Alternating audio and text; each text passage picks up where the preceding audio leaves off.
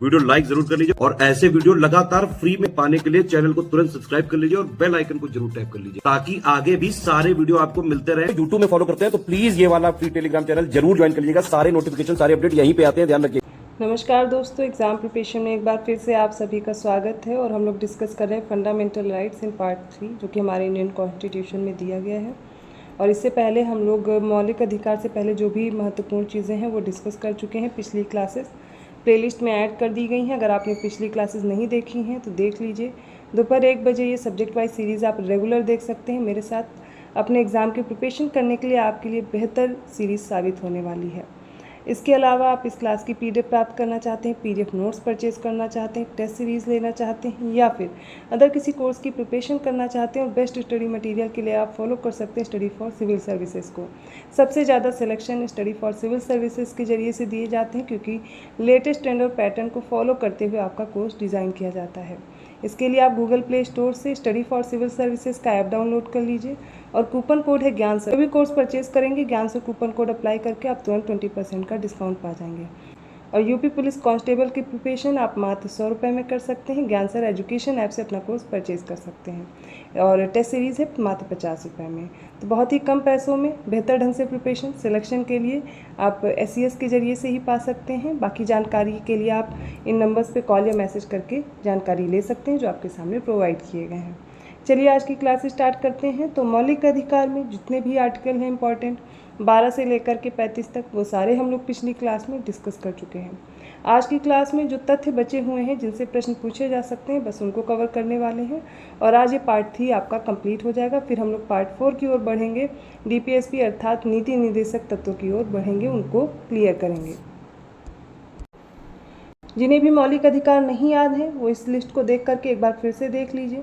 पहले हमारे जो मौलिक अधिकार थे वो 7 थे, बाद में 6 बचे क्योंकि जो संपत्ति का अधिकार है वो 44वें संविधान संशोधन अधिनियम अर्थात 1978 के द्वारा सूची से हटा दिया गया था। इसको देख लीजिएगा। विधिक अधिकार या कानूनी अधिकार बना दिया गया, भाग 12 में दिया गया है आर्टिकल 300A के ज़रिए से। आप देख सकते हैं फिलहाल में 6 मौलिक अधिकार हैं।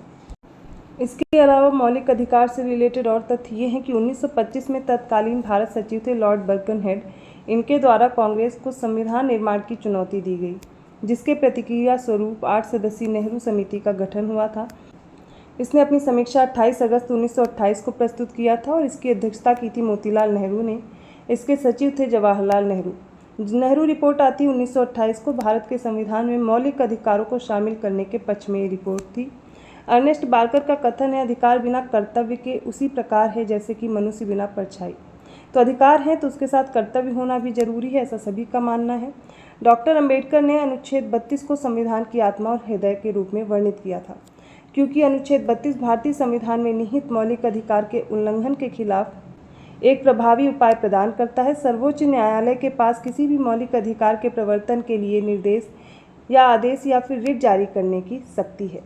तो मूल अधिकार असीमित नहीं है लेकिन वाद्य योग्य हैं, उन पर युक्त प्रतिबंध राज्य लगा सकता है। हालांकि ये कारण उचित है या नहीं है इसका निर्णय अदालत करती है। मूल अधिकार न्यायोचित हैं, ये व्यक्तियों को अदालत जाने की अनुमति भी देते हैं जब भी इनका उल्लंघन होता है आर्टिकल 32 के तहत। पिछली क्लासेस में डिटेल में हर एक तथ्य मैं समझा चुकी हूँ, हर एक आर्टिकल समझा चुकी हूँ। तो पहले क्लास देख लीजिए तो आगे की ये क्लास आपको बेहतर ढंग से समझ में आएगी। मूल अधिकारों को उच्चतम न्यायालय द्वारा गारंटी व सुरक्षा प्रदान की जाती है। हालांकि पीड़ित व्यक्ति सीधे उच्चतम न्यायालय जा सकता है। यह आवश्यक नहीं है कि केवल उच्च न्यायालय के खिलाफ ही वहां अपील को लेकर के जाया जाए। मूल अधिकार स्थायी नहीं है, संसद इनमें कटौती या फिर कमी कर सकती है लेकिन संशोधन अधिनियम के तहत न कि साधारण विधेयक के द्वारा। यह सब संविधान के मूल ढांचे को प्रभावित किए बिना किया जा सकता है, अर्थात मूल अधिकार स्थायी नहीं है, इनमें कुछ कमी या फिर कटौती की जा सकती है लेकिन ये तभी होगा जब संविधान संशोधन किया जाएगा, संशोधन के तहत अधिनियम लाया जाएगा और ये भी साधारण विधेयक के द्वारा नहीं होगा। अब ये मौलिक अधिकारों में भी जो ये संशोधन होगा इसके लिए संविधान के मूल ढांचे को बिना परिवर्तित किए ही संशोधन किया जा सकता है। आर्टिकल आप देखेंगे 16 क्लॉज 2 में लोक नियुक्ति के मामले में किसी भी व्यक्ति के साथ जाति, धर्म या जाति के आधार पर भेदभाव नहीं किया जाता है। और अनुच्छेद 29(2) के आधार पर आप देखेंगे किसी भी व्यक्ति की धर्म, मूल वंश, जाति, भाषा या इनमें से किसी के भी आधार पर राज्य द्वारा संचालित या राज्य से सहायता प्राप्त किसी भी शैक्षणिक संस्थान में प्रवेश से वंचित नहीं किया जाएगा। ये आर्टिकल हैं कुछ इंपॉर्टेंट जिनको आप याद कर सकते हैं, एग्जाम में पूछे जाते हैं, तो इन आर्टिकल्स को बहुत अच्छे से देख लीजिए क्योंकि स्टेटमेंट वाइज अगर आते हैं तो इनकरेक्ट ना होने पाए। इसके अलावा पहले भी जब मैं आर्टिकल पढ़ा रही थी तब मैंने आपको समझाया हुआ है। इसके अलावा है आर्टिकल 30 क्लॉज 1 जिसमें सभी अल्पसंख्यक चाहे धर्म या भाषा पर आधारित हो उन्हें अपनी पसंद के शिक्षण संस्थान की स्थापना और प्रशासन करने का अधिकार होगा। और आर्टिकल 31 क्लॉज 1 के अकॉर्डिंग किसी भी व्यक्ति को उसकी संपत्ति से विधि के प्राधिकार के बिना वंचित नहीं किया जाएगा। ये जो मौलिक अधिकार हैं पूर्णतया नैसर्गिक हैं और अप्रतिदेय की श्रेणी में आते हैं। आपातकालीन स्थिति में ही अनुच्छेद 358 और 359 के प्रावधानों के अंतर्गत ही मौलिक अधिकारों को निलंबित किया जा सकता है। अब ये जो मौलिक अधिकार हैं ये न्याय योग्य और वाद योग्य के रूप में ही संविधान में रखे गए हैं। भारतीय संविधान में दिए गए मौलिक अधिकारों की तुलना अमेरिका के अधिकार बिल से की जाती है और भारतीय संविधान में मौलिक अधिकारों के संरक्षण का जो दायित्व है वो न्यायपालिका के पास है। भारतीय संसद द्वारा निर्मित सिविल अधिकार संरक्षण अधिनियम 1955 के अंतर्गत भारतीय समाज में अस्पृश्यता को दंडनीय अपराध घोषित किया गया है, जो हमने आर्टिकल 17 में पढ़ा था, अस्पृश्यता का अंत। भारतीय संविधान के अनुच्छेद 21 में प्रयुक्त दैहिक स्वतंत्रता शब्दावली में संचरण अर्थात कहीं भी जाने का अधिकार यानी विदेश भ्रमण भी शामिल होता है। प्रश्न पूछा जा सकता है क्या इसके अंतर्गत विदेश भ्रमण शामिल है या नहीं है, तो आप कंफ्यूज नहीं होंगे, ये आर्टिकल 21 के तहत आता है।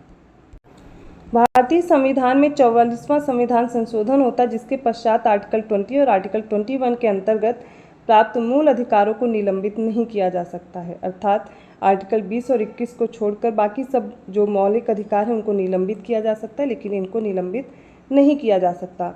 उच्चतम न्यायालय या उच्च न्यायालय विधानमंडलों द्वारा पारित ऐसे किसी भी अधिनियम को असंवैधानिक घोषित कर सकते हैं जो संविधान के भाग 3 अर्थात मूल अधिकार में दिए गए किसी भी उपबंध की असंगति में है। सेवा के अधिकार की अवधारणा वर्ष 1991 में ग्रेट ब्रिटेन अर्थात यूनाइटेड किंगडम से प्रारंभित हुई थी या प्रारंभ हुई। इसका तात्पर्य उस अधिकार से है जिसके तहत राज्य एक निश्चित अवधि के अंदर लोक सेवाएं देने की गारंटी देता है। इसे सिटीजन चार्टर भी कहा जाता है। भारत में केंद्रीय स्तर पर ऐसा कानून बनाने का प्रयास किया गया था, the right of citizen for time bound delivery of goods and services and redressal of their grievances bill 2011। इसके माध्यम से किया गया किंतु वह पारित नहीं हो सका था।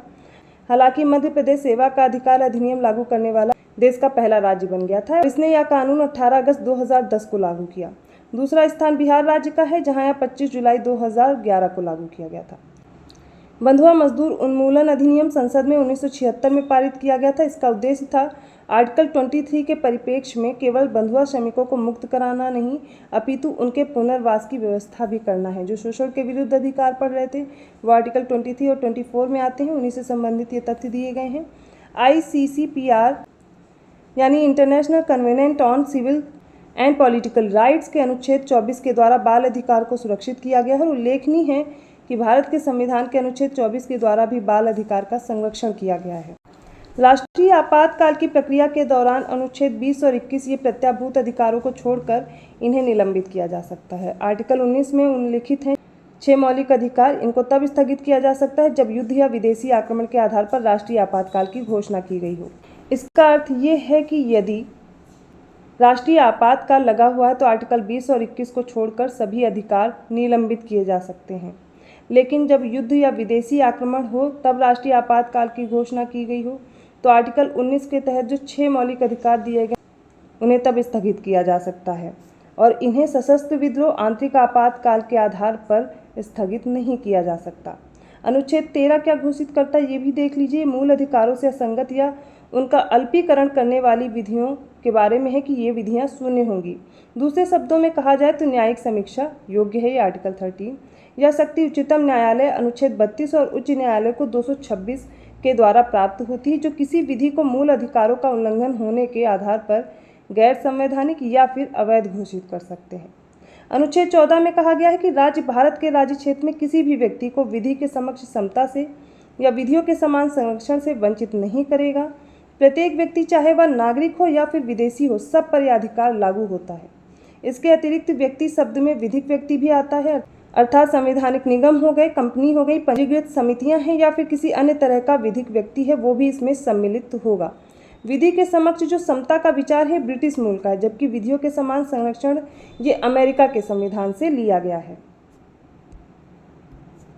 मूल अधिकार से रिलेटेड जो इम्पोर्टेंट तथ्य थे वो हम लोगों ने इस क्लास में देखा है। आज ये क्लास कंप्लीट होती है फंडामेंटल राइट्स की, जो पार्ट 3 में हमारे कॉन्स्टिट्यूशन में दिए गए हैं। मौलिक अधिकार से रिलेटेड कोई भी कन्फ्यूज़न है आप कमेंट करके बता सकते हैं, फिर से एक्सप्लेन कर दिया जाएगा। आई होप आपको क्लास अभी तक जो चल रही है वो अच्छी लगी होंगी। इनको लेकर के कोई सुझाव है आपका ज़रूर बताइए। अभी भी अगर आप इन वीडियोस को देख रहे हैं और चैनल को सब्सक्राइब नहीं किया है तो प्लीज़ कर लीजिए, और हाँ, और लोगों को शेयर करते रहिए, उनको भी इस वीडियो से हेल्प मिलेगी। इस क्लास की PDF चाहिए, PDF कोर्स ज्वाइन करना है, टेस्ट सीरीज ज्वाइन करना है, अदर कोई कोर्स ज्वाइन करना है, ईजी है। स्टडी फॉर सिविल सर्विसेज को आप फॉलो कर सकते हैं, इसके जरिए से आप अपने पेड कोर्स को ज्वाइन कर सकते हैं। डिस्क्रिप्शन बॉक्स में मैंने नंबर डाला है, कॉल या मैसेज करके जानकारी ले सकते हैं, या फिर गूगल प्ले स्टोर से स्टडी फॉर सिविल सर्विसेज का ऐप जरूर डाउनलोड कर लें, आपके लिए इंपॉर्टेंट है। सारी इन्फॉर्मेशन वहाँ पर मिल जाएगी। जो भी कोर्स परचेज करेंगे ज्ञान सर कूपन कोड अप्लाई करते ही 20% का डिस्काउंट भी मिल जाएगा। और यूपी पुलिस वाले बच्चों के लिए गुड न्यूज़ ये है कि मात्र 100 रुपये में वो अपने पूरे कोर्स को ले सकते हैं और फुल स्टडी मटेरियल के साथ अपनी प्रिपरेशन बेहतर कर सकते हैं, और मात्र 50 रुपये में टेस्ट सीरीज भी मिल जाएगी। तो ये होगी कोर्स से रिलेटेड इन्फॉर्मेशन। ऐसे ही कंटेंट के साथ मैं मिलती हूँ अगली क्लास में, तब तक के लिए धन्यवाद।